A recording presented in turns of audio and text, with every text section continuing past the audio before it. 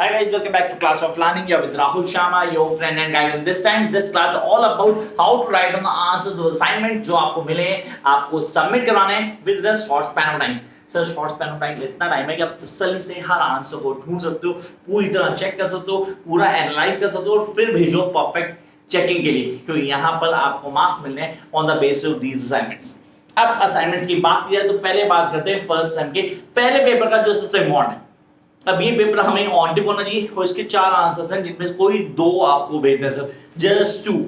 The word limit 500 words. अब 500 word में आपको आंसर लिखना है एंड सॉरी टू से यू, अगर आपको बिल्कुल नॉलेज नहीं है तो मैं कहूंगा अभी क्या अभी इसी चैनल पे आपने चैनल सब्सक्राइब किया होगा, सारी वीडियोस मिलेंगी आपको। वीडियो को पहले तसल्ली से देखो ताकि आप समझ पाओ question can how to write the answer in a perfect manner and then go with writing.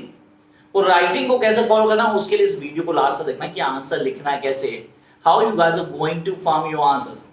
अगर आंसर गलत फॉर्म हो गया ना वहां पे नंबर नहीं आएंगे, क्योंकि नंबर सबको देने हैं, उनको पता कि सबके सब देख के लिख रहे हैं, लेकिन देख के लिखने वाले कोई नंबर तब मिलते हैं जब उसने कुछ परफेक्शन दी होती है। तो guys try to give the best answers. शुरू करते हैं, कॉन्सेप्ट को क्लियर करते हैं। As we know that you get this assignment, अभी आपको मिल होगा सबको, आप अपनी पोर्टल पे चेक कर सकते हैं, आप सबके असाइनमेंट्स आ चुके हैं, whether you belong to English honours, BCom honours, ये प्रोग्राम या बीकॉम प्रोग्राम। 4 क्वेश्चन हमारे पास अगर बात की जाए फर्स्ट पेपर की, that is Indian classical literature. Indian classical literature seriously यहाँ पे आपको बहुत अच्छा लगे कि आपके अभी ये हो रहा है कि आप आराम से असाइनमेंट कर सकते हैं। ये पेपर आसान नहीं था, सीरियसली क्रीमी नहीं था, जिन लोगों ने पढ़ाई नहीं की उनके लिए बहुत टेढ़ा पेपर है। तो Indian classical literature sir, mix स्टैटिका की बात करूं, मैं कालिदासा की बात करूं, शकुंतला की बात करूं, yes we do have a role and then the game of rising, Mahabharat का प्ले है, हमें उसको पूरा कॉन्सेप्ट क्लियर करना है। क्या चीजें आती, सारी चीजें आंसर में परफेक्शन होनी चाहिए। तो कैसे लिखेंगे आंसर कैसे फॉर्म करना है, उसके क्या कॉन्सेप्ट होंगे। सिंपल सा केस है, आपको क्वेश्चन लिखने हैं। पहले तो आप चारों क्वेश्चन पढ़ो, चारों पढ़ने के बाद वो 2 क्वेश्चन जो आपने लिखने हैं, जिनके आंसर आप लिख के भेजने वाले, पहले तो उनको सिलेक्ट करना। तो guys here I am reading the 4। अब उनमें 2 कौन से हैं, इट्स योर चॉइस, मेरी चॉइस तो मैं बाद में बताऊंगा डेफिनेटली। तो फर्स्ट हमारे पास critically comment on the idea of dharma. Critically comment on the idea of dharma and justice, 2 चीजें, एक धर्मा और दूसरा justice. Critically comment on the idea of dharma and justice in the dicing and the speech of डाइजिंग। डाइजिंग अलग है, the speech of डाइजिंग अलग है, 2 अलग parts हैं, दोनों को क्लियर करना जरूरी है। Episodes with the reference of Draupadi statement. Draupadi statement, what I told you to write down the answer, कि कैसे लिखना है इंग्लिश ऑनर्स का आंसर। उसके लिए मैंने हमेशा कहा था you guys need to follow act. आप लोगों को एक्ट फॉलो करना है, ACT। What do you mean by this ACT? Analyze the question, पहले पूरा क्वेश्चन एनालाइज करना है। मेक अ कॉन्सेप्ट क्या होगा and then come to the test. Maximum student क्या बोलते हैं कि इंग्लिश ऑनर्स है, हमने सर 12th किया उससे इंग्लिश ऑनर्स में, फर्स्ट सेम के पेपर हुए नहीं, सेकंड सेम में कुछ गड़बड़ हो गई, आप कुछ कर नहीं सकते। तो यहाँ क्लियर करता हूँ, यहाँ पे आंसर लिखने का मतलब समरी नहीं होता। When you're writing an answer of literature, it's not mean that you need to write down the summary. Summary नहीं लिखनी है, हमें आंसर को पूरा प्रिपेयर करना होता है। फर्स्ट ऑफ ऑल हम पूरी डिस्क्रिप्शन देंगे, जब डिस्क्रिप्शन कंप्लीट होगी then we'll go for the right answer। वही सारी चीजें हमें याद रखनी है। तो let's start up the drums। Hey, analyze concept and the test। Test means the reference of your particular storyline। अब यहां पे क्वेश्चन बोला critically comment the idea of dharma and justice.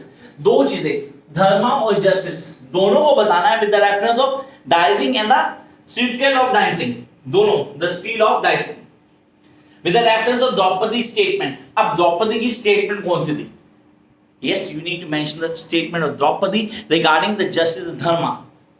Sir dharma और जस्टिस कब आया था? ये आया था the episode of Draupadi, sir वो जहां उसकी साड़ी को उतारा गया था, किसने? दुशासन ने। अब इस पूरे टेस्ट को पढ़ना है वहां से।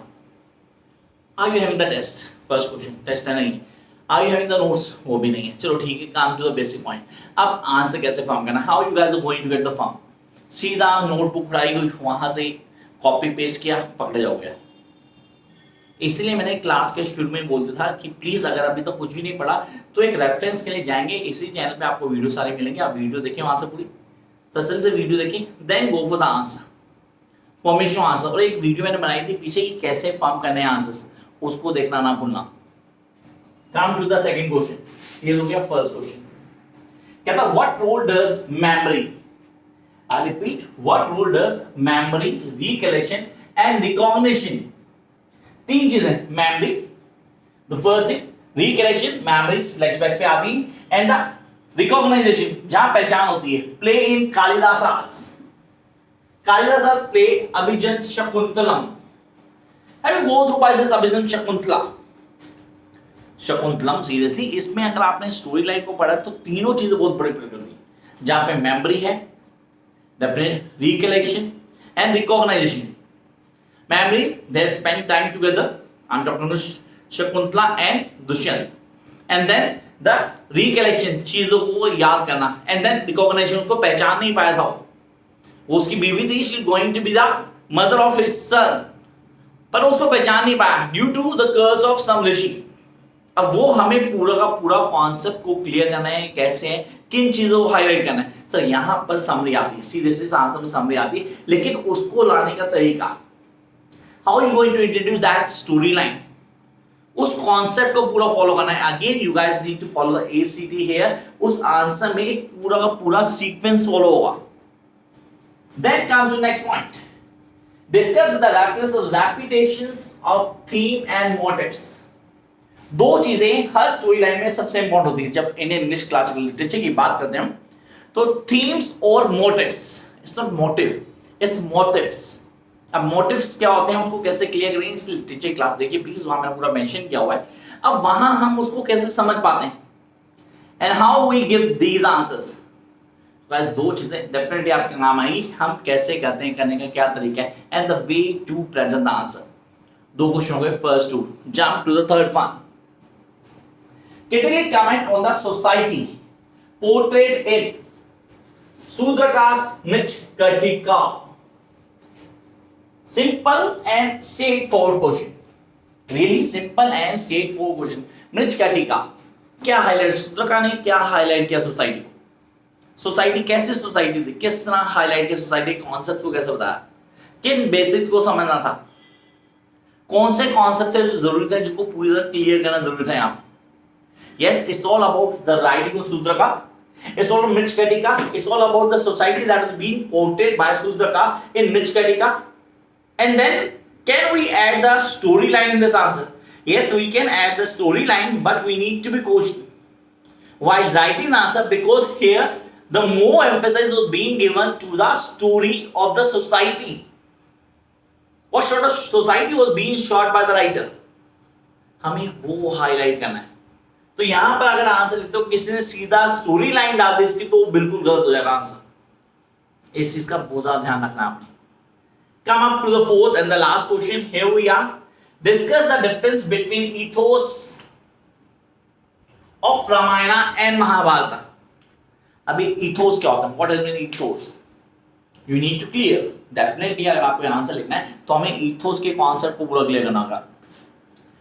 Discuss the difference between ethos of Ramayana and Mahabharata with reference to Iravati's Kaurva's analysis of Sita and Draupadi। यहाँ पे इरावती का एक एनालिसिस था, किसका, सीता और द्रौपदी का, उस एनालिसिस को हाईलाइट करना था।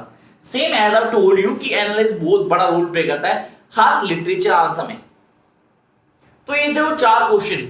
अब कौन से दो क्वेश्चन ऐसे हैं जिनके लिए अगर हम जाए तो हम मैक्सिमम मार्क्स स्कोर कर सकते हैं, और कौन से दो आंसर ऐसे हैं जिनके लिए अगर हम जाते तो एक बहुत बड़ा रिस्क फैक्टर होता है हमारे साथ कि यहाँ पे टीचर हमसे बहुत ज्यादा एक्सपेक्ट कर रहा है। तो गाइस मेक श्योर दैट कि आप कैसे आंसर लिखते हैं। तो फर्स्ट थिंग पहले क्लियर करेंगे, the critical comment on the idea of धर्म एंड द जस्टिस। ये मेरी चॉइस रहेगी, डेफिनेटली किसी भी तरह से मेरी चॉइस रहेगी। Then what role does the memory, recollection, recognition, again choice question. And the easiest question, critical comment on the society portrait. ये टफेस्ट भी हो सकता है उनके लिए जिनको स्टोरी लाइन क्लियर नहीं है, जिनको कॉन्सेप्ट पता नहीं है, उनके लिए बहुत टफ हो सकता है। And the last one definitely is out of the reach हो गया यहाँ पे। 90% स्टूडेंट्स इस आंसर को परफेक्ट नहीं लिख सकते। मैं आपको डिमोरलाइज नहीं कर रहा, सॉरी टू सी, लेकिन सच ये कि यहाँ पे मुझे पूरा एनालिसिस देना है सीता और द्रौपदी के बीच में, जो एक टफ टास्क है। दोनों ही डिफरेंट पोज है पूरी तरह से। You can not compare Sita with Draupadi. उस कॉन्सेप्ट को हाईलाइट किया है इरावती कौरवास एनालिसिस, पूरे कॉन्सेप्ट को समझना है। दो जो स्टडी टेस्ट डेफिनेटली पूरी तरह जानते हैं आंसर को, उनको पता है। तो अब मैंने यहां आपको बता दें कि आपको इसके आंसर्स कैसे प्रिपेयर करने हैं, how you guys are going to prepare these answers. अगर कोई दिक्कत आती है, कोई भी प्रॉब्लम है, ऊपर नंबर दिया है चैट बॉक्स में, कमेंट बॉक्स आपका है, आप कमेंट बॉक्स में आए, I come with answer as soon as possible. Till then, keep watching, like, share, and subscribe if you think it's worth to watch. And you can follow me on Insta by the name of Classy Till then, bye guys.